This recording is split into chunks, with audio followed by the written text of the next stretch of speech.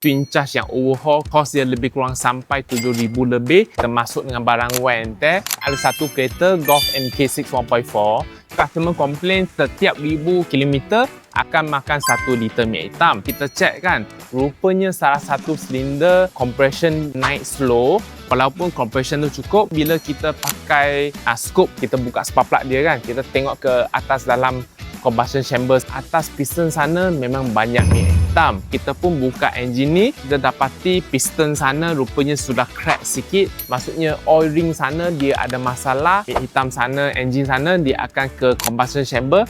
Jadi minyak hitam dia hilang daripada sana. Kereta ni kita pun telah overhaul. Try comment sikit, tengok 7,000 lebih untuk overhaul satu twin charge 1.4, termasuk timing chain, corner bearing, main bearing ni. Dekat costing ni mahal ataupun murah?